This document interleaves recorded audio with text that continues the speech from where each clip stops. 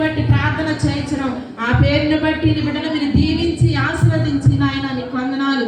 దీవెనకరంగా నాయన మంచి భవిష్యత్తు అయా నీకు వందనాలు. నీ బిడ్డకి మీరు అనుగ్రహించమని అడుగుతున్నా తండ్రి, నీకు వందనాలు. తల్లి ఏ రీతిగా అయితే నీ సన్నిధిలో ఎదిగి ప్రభా అయా నీ చేత కార్యాలు పొందుకుందో అలాంటి దీవెన ఆశీర్వాదము అయా ఆ బిడ్డ నాయన నీకు వందనాలు.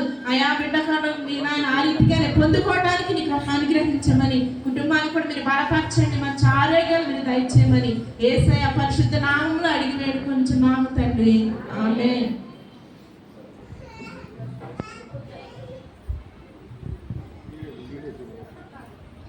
అది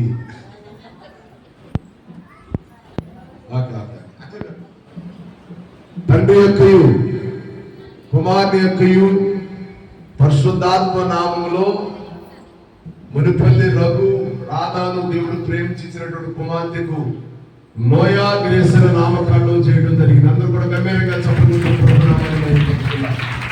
ఇంకా గట్టి కొడదాం. హల్లెలూయా, హల్లెలూయా, హల్లెలూయా.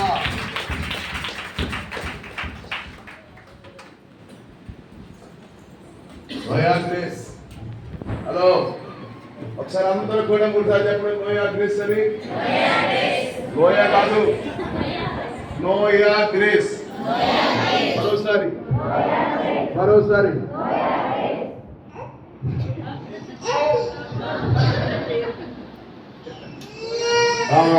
చాలు చాలు చాలు చాలు. ఓకే, ప్రార్థన చేసుకున్నా అయిపోయింది. తర్వాత తండ్రి నీ పాదాలు పొందనాలు. నోయా గ్రేస్ మీరు దీవించండి, మంచి ఆరోగ్యాన్ని నీ దైన మనుషులని వర్తిల్లి గొప్ప ధన్యత పొందుకుందిగాక.